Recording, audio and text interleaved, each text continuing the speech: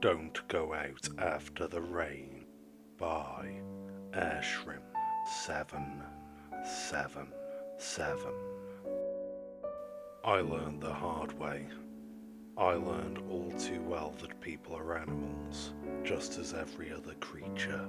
We live, we get by, and we can pass away at any second.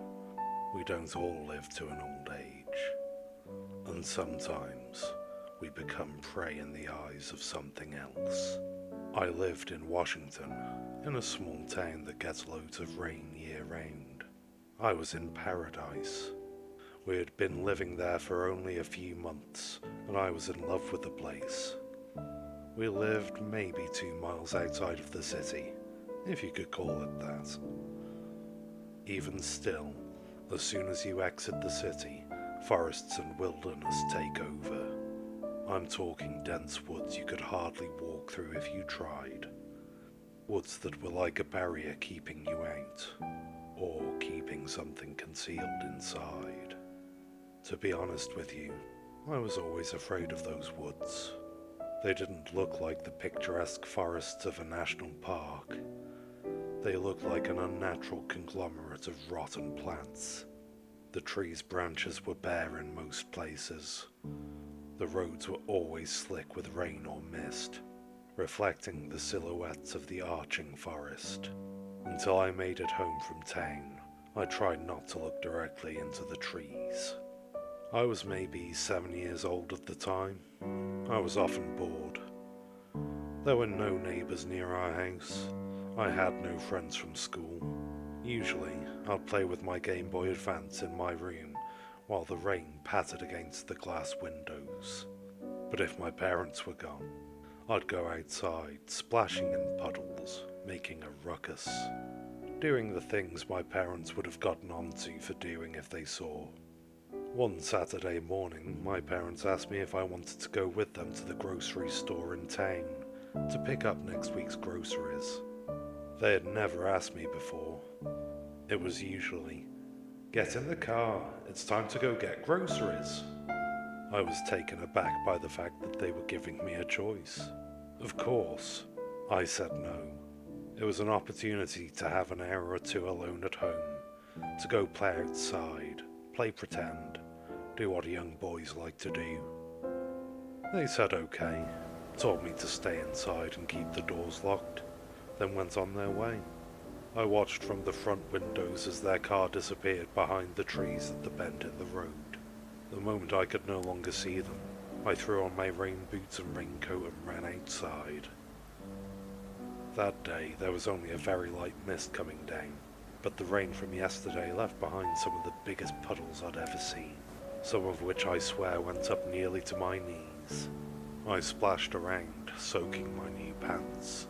I had no idea what kind of grounding I'd be getting when my mom saw those pants later that weekend. No matter how much fun I was having, in the back of my mind I was fully aware of how close the tree line was. I didn't want to get too close.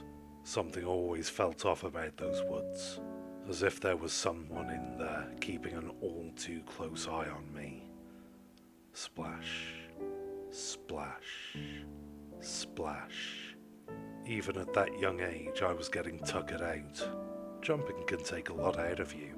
Soon, I found myself sitting on the moist ground, panting with a smile on my face. It was so quiet out there. There was no wind, no cars or city noises, no birds or insects. I closed my eyes and took in the silence. Sawyer. My eyes opened wide. It was a voice I recognized. There was something wrong with it. It had said my name. Sawyer, dear, you're so dirty. It came again. I turned in the direction of the noise. My heart seemed to stop when I looked straight into the dark, mangled forest. You're not supposed to be outside, dear. I understood now. It was my mother's voice. Or it was supposed to be my mother's voice. It was monotone. It was filtered somehow. And it wasn't her. Come here. Let me get the mud off of your cheeks. My mouth was open wide and I could feel my legs trembling even as I sat there on the ground. My hand, with a mind of its own, reached up to my cheek. There was in fact mud there. To my horror, I found myself standing up and wanting to answer the call. Something about hearing a voice akin to my mother's. I wanted to listen to it, whatever it was, whatever it wasn't. I stopped myself before I took the first step. What was I doing? Why would I even answer a voice like that? Instead, I took a step backwards. Don't you dare. The voice.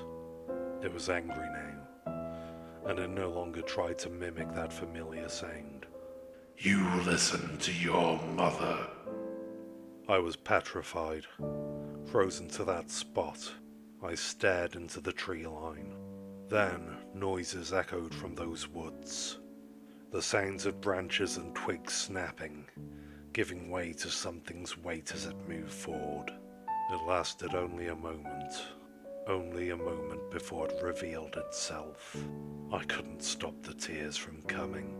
I expected one of many different things to show its face in those trees. A monstrous, hairy creature with a toothy grin. A bony, skeleton-like thing beckoning me with its hand. What I didn't expect to see was my mother. I knew it wasn't her, even if it had the same hair and the same complexion and the same eyes. I knew it wasn't her, because my mother's jaw wasn't unhinged and broken. I turned and ran inside, listening for the dreadful sound of footsteps coming up from behind me. Footsteps breaking out of those woods.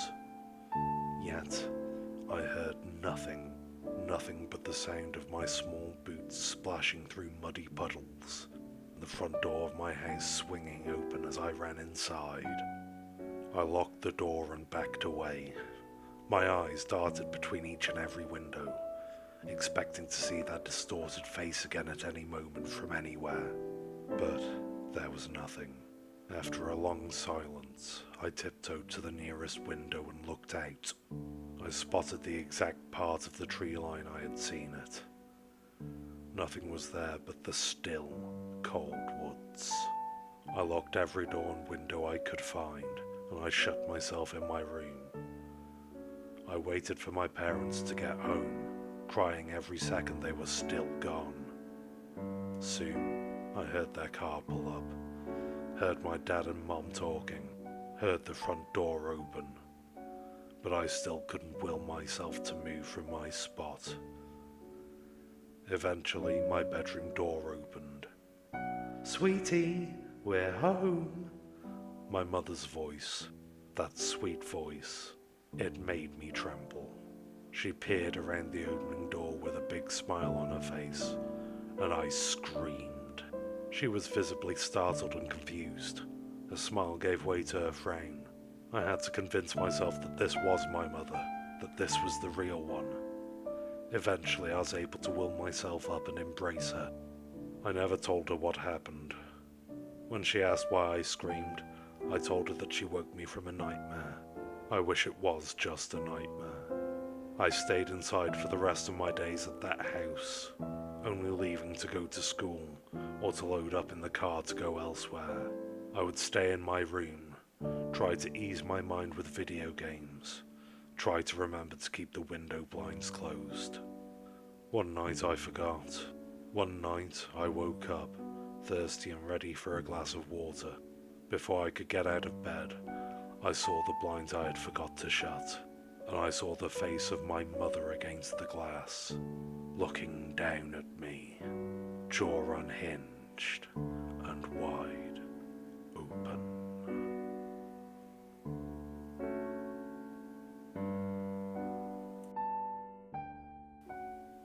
Don't Keep the Lights On by It's Pronounced GIF.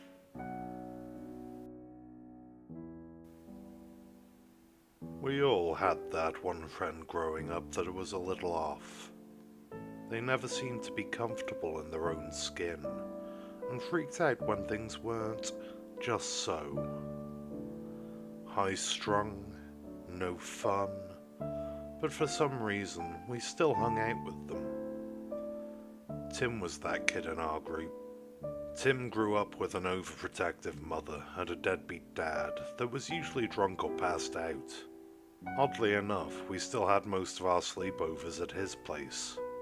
His mother would bring us food constantly and would leave for overnight nursing shifts once we went to bed, and his dad wasn't usually conscious. So we ended up with the house to ourselves. One thing that was annoying was Tim's fear of the dark. Every night he needed a nightlight by the bed, and it would be on all freaking night. As you might guess, I didn't like that. I'm someone that needs absolute darkness to sleep. So sometimes, late at night, I'd turn it off. Most of the time Tim was fast asleep, but sometimes he woke up and threw a fit. I'm sorry. Must have hit it by accident. Blah blah blah. We got over it like kids do with those things. In high school we stopped hanging out as much, all of us. I was the only one that noticed him get a little more weird. The other guys said it was how he always was, but something seemed different. Tim was always on edge, but now it looked like he wasn't sleeping. Bags kept getting deeper and deeper under his eyes, until one day he didn't come to school at all. I called up his mom and asked how Tim was doing.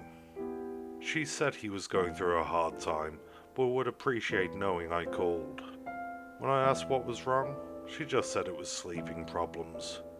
They were going to see a doctor, and Tim would be back once he was better. He never came back.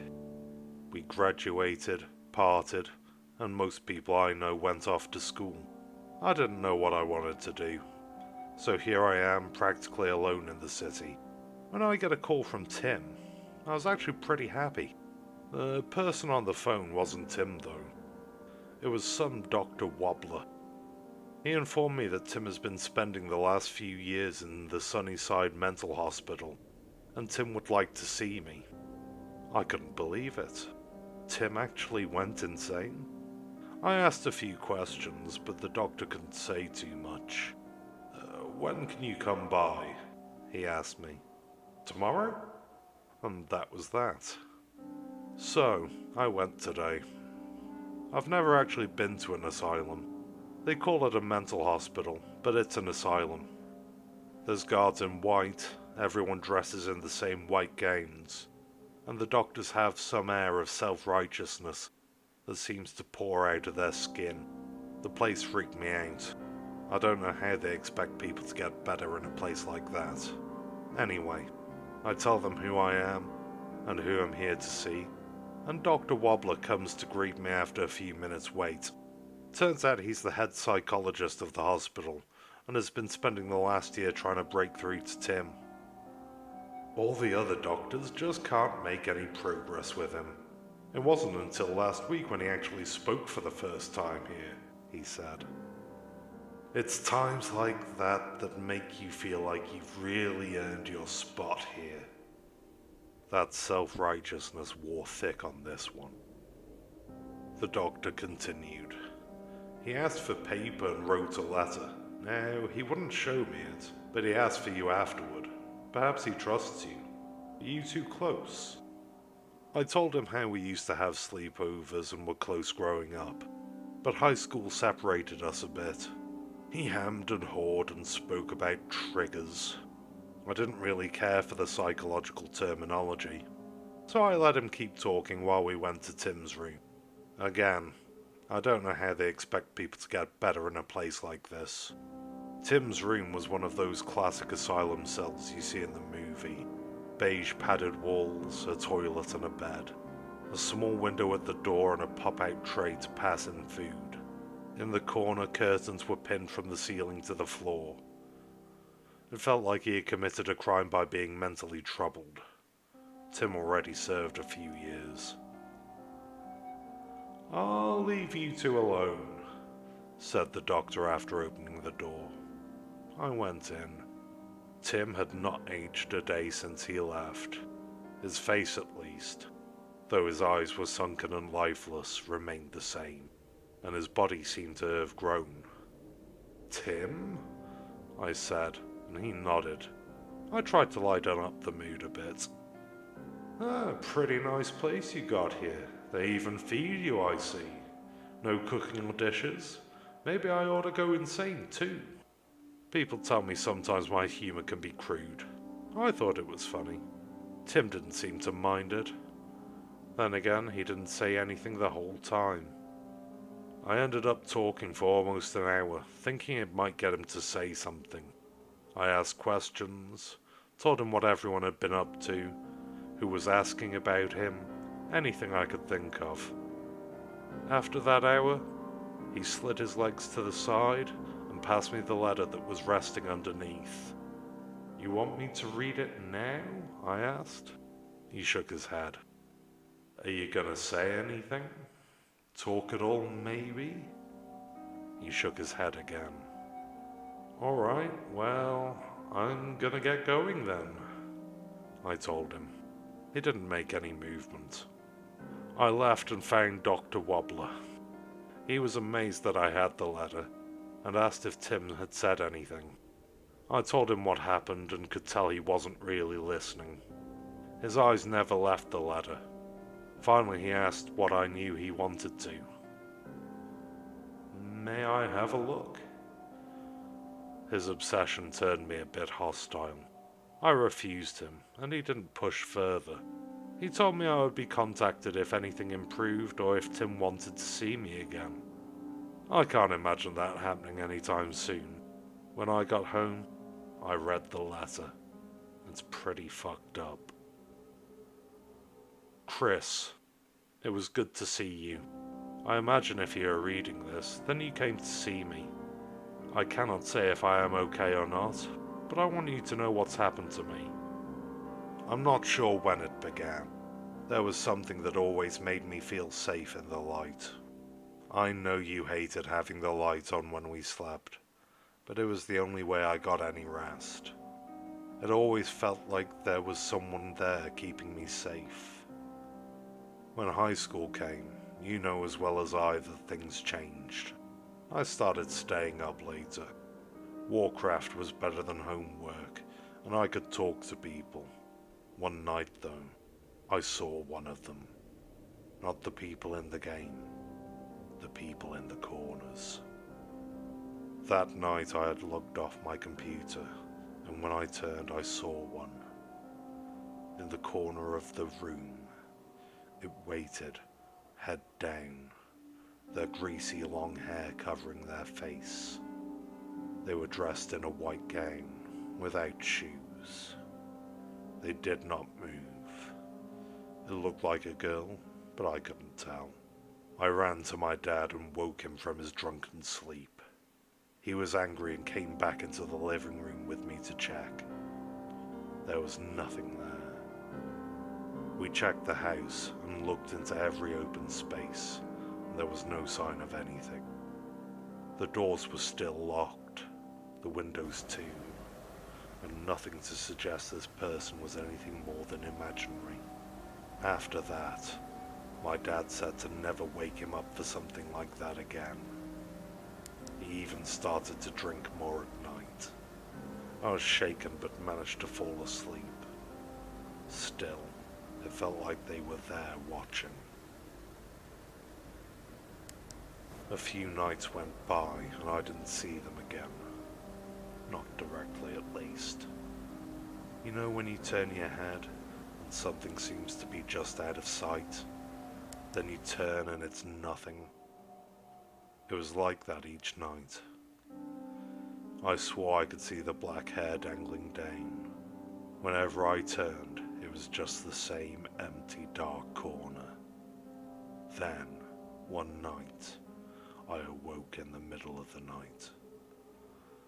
They were hovering over my nightlight, two of them swaying side to side, one larger and taller, but still with the same long hair. I called out to them and they didn't move. Then I turned on the light. They turned and faced me. Their faces, young faces, too small for their bodies, so ravaged by fatigue that their eyes had drooped down to their cheekbones. They ran towards me. I screamed, shutting off the lights and hiding under my covers. I kept screaming. For my mom, for my dad, anyone. My mom was not home, and my dad might as well have been dead with how much he was drinking. I tried convincing myself it was a nightmare. I had no courage to see if they were still there. Curling into a ball, I laid until my mom came home in the morning. She opened my door and asked why I wasn't at school. She didn't believe me. The next night I slept with all the lights on. When I woke in the middle of the night, they were there. They just stood there and stared. Their eyes, black for all but their iris. I yelled and they didn't move. Finally, I took a box of tissues on my nightstand and threw it at one. It bounced off. They were real. They were real. They are real. I scrambled to go get my phone and snapped a picture. That's when they charged. I hid under the covers, the light on my ceiling shedding light inside. Their shadows passed over the blanket. I felt the weight of their bodies sink into my bed.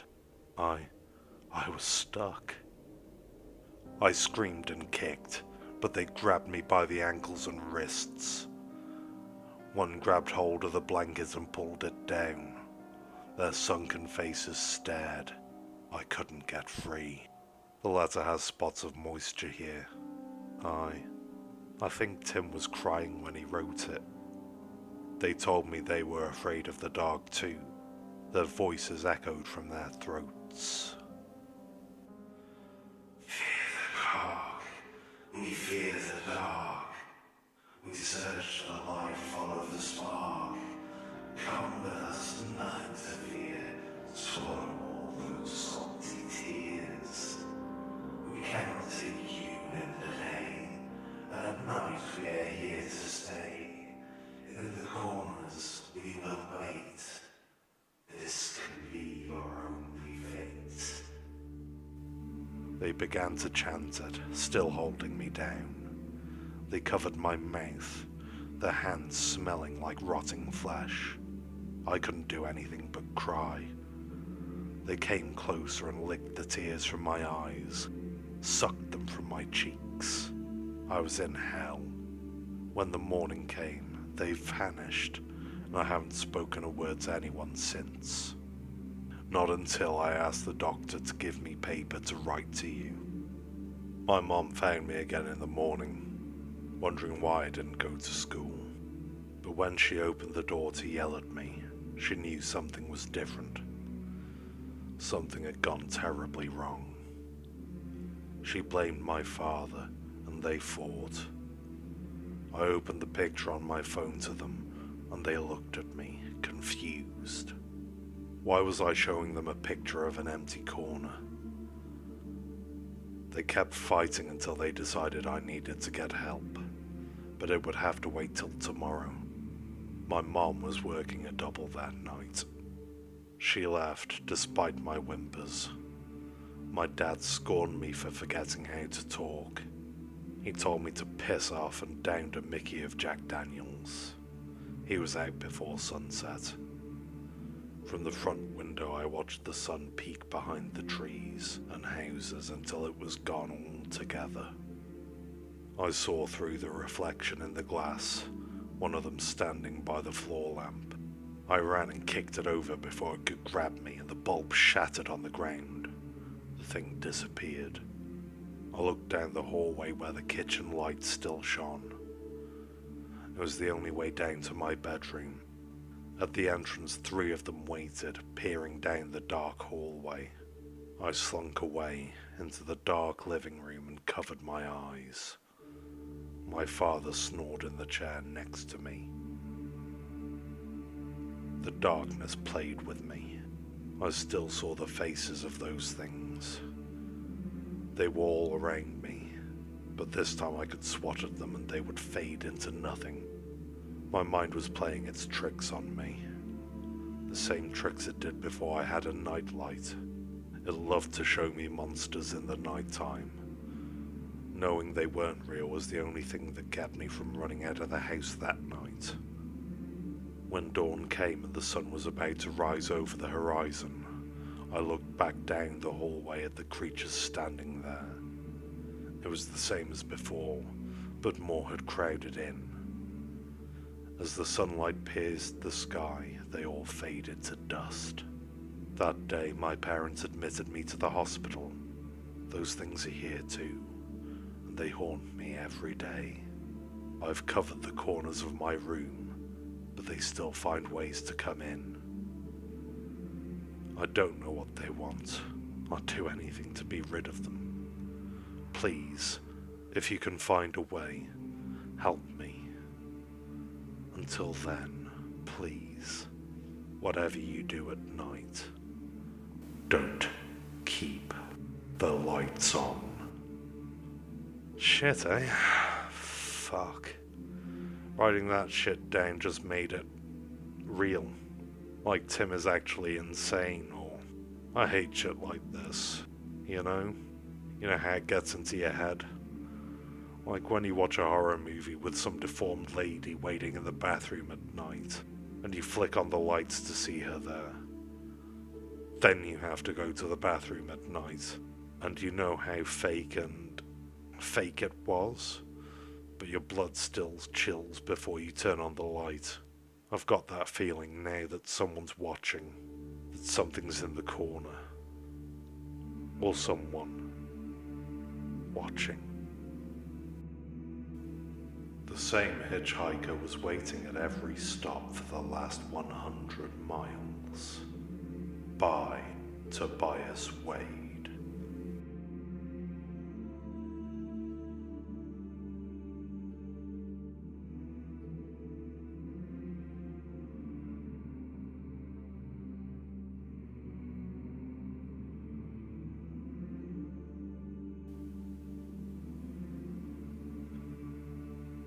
Ever start dating someone where everything is going a little too well? So you start worrying for no reason whatsoever. No one could be that perfect, and even if they were, then there's no way they would look twice at you. The only logical explanation is that they aren't as perfect as they pretend to be, which leaves you playing detective, trying to figure out the catch. Maybe all those little quirks that you find adorable now are going to drive you crazy in a few months. Maybe she even has a dark secret, hard drugs, or hating dogs, or that one time she killed a man with a stiletto heel in a fit of passionate rage.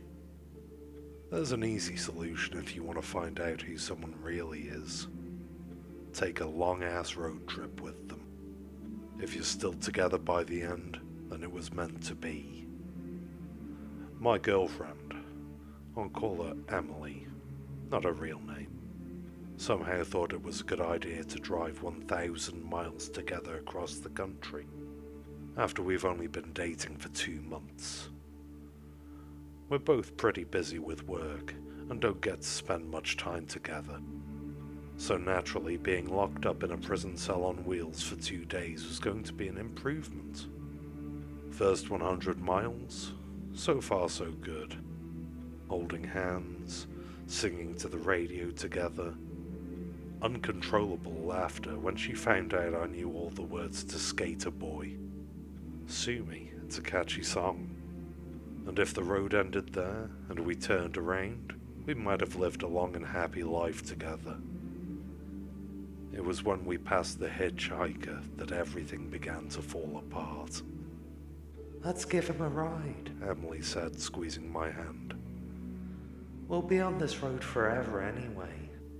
We don't even know where he's going, I told her. He's probably just going to rob us and steal our car. Which is true of everyone you don't know, and most of them you do, as far as I'm concerned. His clean press suit didn't reassure me either. That just meant he'd successfully robbed someone before me, which actually made him even more dangerous. The guy didn't even have a sign or anything. He was just sitting by the freeway ramp, spastically waving his thumb like he was guiding an airplane to land. It was my turn to drive, and I just sailed right past. Emily and I started bickering after that. She thought I wasn't compassionate. I thought she was reckless. It took about 10 minutes before she finally dropped it, although it wasn't because she had conceded. Hey, look, there's another one. Sitting by the side of the road, waving his thumb like it was the end of the world. It wasn't another one, though. It was the same guy, I'm sure of it. Only this time he looked like he had been out here for a few days. His suit was streaked with dirt, and his hair was greasy. There was a desperate strain in his face, like a proud man trying to conceal his embarrassment. It wasn't just my imagination either. Emily recognized him too. How do you think he got here so fast? She wondered. I don't know and I don't care, I said. This trip is supposed to be about us, so let's not get distracted. My car blew past him, and I stayed the course. We started arguing again, and even when we agreed to drop it, the argument just slithered into new topics. She hated my music. I hated how judgmental she was. I was controlling. She was picking fights over nothing. It kept getting worse, until we saw something that shut both of us up real fast. The hitchhiker again. Another 20 miles down the road from where we had seen him last. The bottom part of his shirt and jacket were ripped to shreds, and blood was soaking through a concealed stomach wound. He was stumbling along the side of the road, weaving erratically, wandering straight onto the highway at times before pitching off to the side. Emily could not believe that I didn't stop. I couldn't believe she still wanted me to. I was starting to feel really uneasy by this point, and the stress of our arguing was only making it worse. She kept yelling about how he was hurt and needed help. She refused to even acknowledge how weird it was that he kept getting ahead of us. She almost caused an accident by grabbing my wheel when I refused to turn around. We drove for the next 50 miles in silence. I turned the radio back on, but she snapped it back off immediately. It wasn't until I pulled off the gas when we saw him again, face down on the side of the road, shirt and jacket gone, long, even bloody gashes from his shoulders to his ass, almost like bear claws or something. I stopped the car and parked behind him. Emily jumped out and knelt beside the body. She looked up at me with uncomprehending rage burning behind her eyes, like this was my fault somehow. He's dead, she said, standing up. Can I call this in to the police, or is that too much of an inconvenience for you too? I nodded, absolutely numb. I filled up on gas while she waited with the body until the police arrived. They asked us a few questions, but neither Emily nor I felt comfortable explaining this wasn't the first time we'd seen him. They took our information and let us get back on the road after about 15 minutes. The car was silent for a long time after that. It was starting to get dark, and I kept suggesting places to spend the night, but Emily just shrugged and stared out of the window. At the rate we were going, we'd be breaking up by the end of the trip. I wanted it to be over as soon as possible.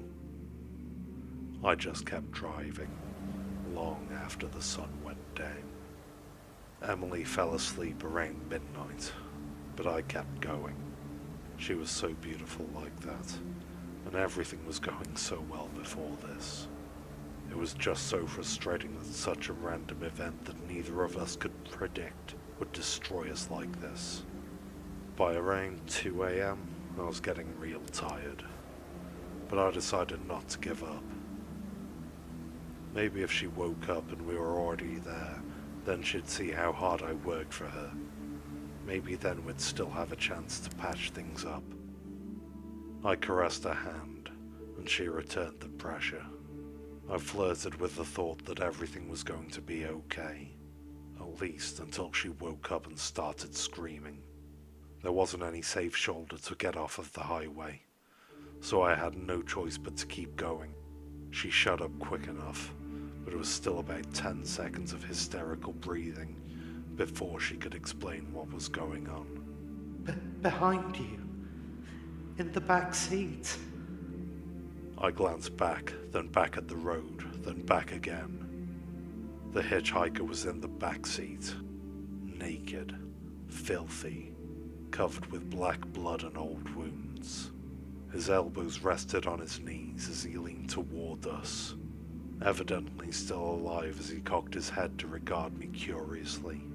Get off the road! Emily started screaming again. I can't. Get him out. Did you go back? What's he doing here? I don't know. Open the door or something. I slowed down gradually and put my flashes on to warn the car behind me. The hitchhiker reached around behind Emily and grabbed her by the throat. I slammed my fist into his arm and felt something give way under the soft, rotting skin. When I lifted my hand, I could see a black bone from his forearm protruding straight through the skin. He didn't seem bothered in the least. She was crying as the dirty fingers dug into her throat, pushing through the skin like it was made of dough. She was thrashing so hard that one of her flailing fists smashed straight through the window. I managed to safely stop the car, but there was nothing I could do to break the indomitable grip around her neck. I jumped out of the car and ran around to the back seat with the hitchhiker. Maybe if I had a clearer shot at him, I could drag him out. I flung open the door and lunged inside, falling face first into an empty seat. I thought he'd already escaped somehow and ripped open the passenger side door. Emily was gone too. If it wasn't for the blood and the broken window, I would have thought I'd gone completely insane. I spent the next hour searching the surrounding area with my flashlight. They were both gone without a trace. I considered calling the police, but I realized that if I wasn't already a suspect after the first body was found, then I'd definitely be one now that I was soaked in blood, and my girlfriend was the one to disappear. All I could do was get back on the road, drive home, and never tell another soul what happened. That was my plan.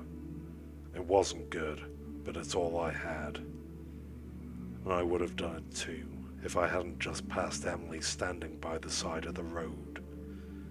Clean, healthy, waving her thumb enthusiastically in the air. That was a few miles back, but I stopped to write this because I don't know what to do from here. If I see her again, do I pick her up, or just keep driving and hope for the best?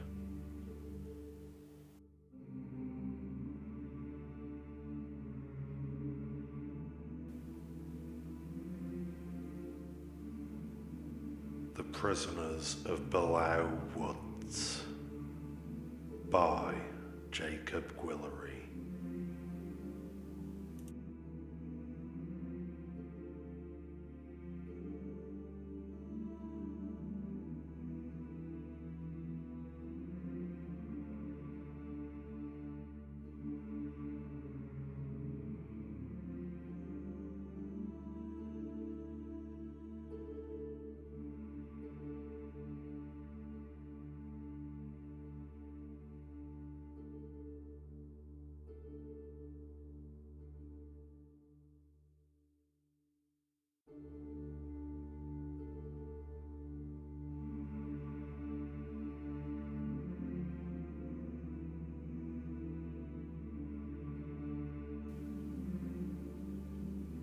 I haven't much time to tell my story. For what reason, you will soon understand.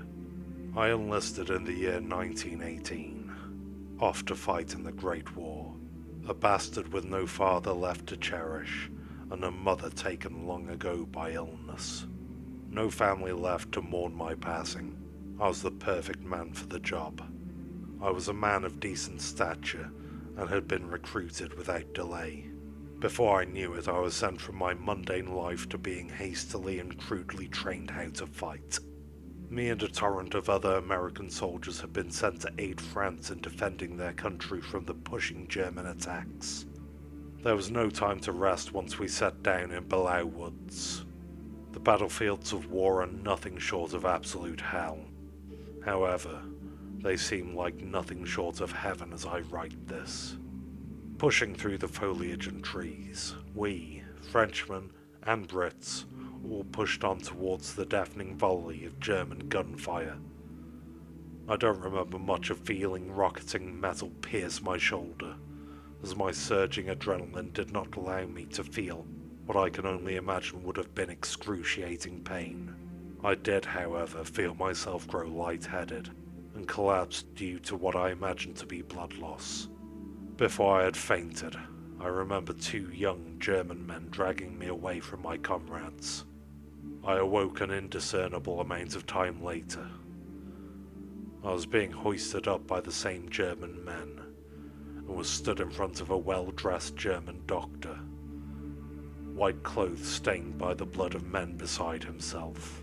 I heard the screams of many men, all uncomfortably close behind me, though I could not turn to see. The doctor looked me over silently, before taking a syringe and extracting an inky black liquid from a bottle, and injecting it into my neck without care even to disinfect the skin around the area. Immediately I felt pain indescribable, as though pure fire began coursing through my veins. As I began to struggle and convulse, the soldiers turned me around. To my pure disgust, I was in a camp full of captured American, French and British soldiers, about a dozen, all locked in small metal cages the size of coffins, maybe with a granted half-foot in height. I was promptly thrown into an empty cage, and locked inside to sit and scream along with all of my comrades. Many days and nights did me and my brothers sit and scream and convulse in our unforgivingly small cages, before the pain melting the insides of our bodies became tolerable enough for us to sit still. Though I am still not sure if the pain died down, or if we simply got accustomed to it. We stayed in that camp for so long that the days and nights blurred together. Had our comrades forgotten about us? How far had we been dragged away? Nothing in my weeks in that accursed camp stood out at first, until an American who had spoken German as a second language had spoken up to us, saying he had overheard German officers talk about the nature of the deathly black serum. He said they had stated the liquid negates need for nourishment. I cried that night. The suffering was too unbearable.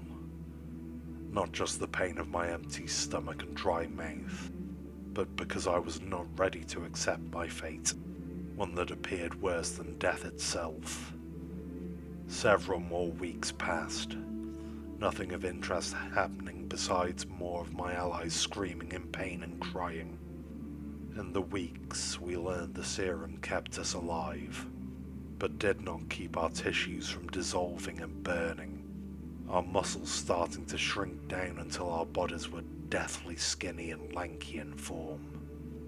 My final night in that camp, I had been what I wish I could have called asleep, but was more just a vague form of unconsciousness caused by malnourishment.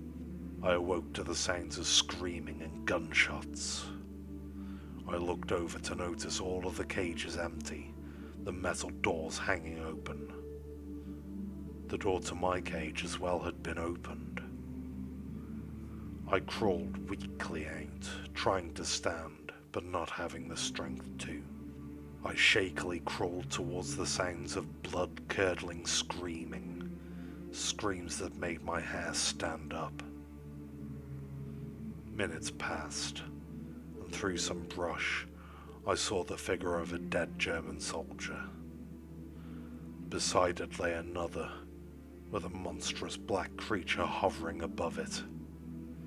Its structure was almost paper-thin, and its skin was dark and leathery. Its head I could not see, as it was huddled over, and I imagined it had been feasting on the dead man. I was not necessarily afraid of the creature, though fear and cowardice seemed to loom over my body. I slowly pushed myself forward a bit more. I welcomed death with open arms. It was better than my current state. The creature heard the rustling and quickly turned back to look at me. Its eyes were sunken in, black and endless. They seemed to pierce straight through me, hypnotizing me and forcing my body to freeze and shudder. It did not make a noise, but simply rose and crawled away through the trees, leaving me to sit alone and suffering. I could not say I was not relieved, though I had quickly been brought back to my current state of suffering, feeling my body wither away with every passing second. In my last breaths of energy, I crawled forward until I stumbled across a well-sized tent the Germans had set up. It was filled with mangled and half-eaten corpses of my former enemies. I pulled myself up onto a chair in front of a table, where there was a quill and ink, and that is where I'm writing this from. I have gathered I don't have much time left, for you see, I knew almost immediately why the creature had spared me, and I knew how my cage had been opened, along with all the others. It was because there were a dozen other creatures out there just like it. Once comrades who had been captured and injected with that foul elixir, just like I had. And I am soon to join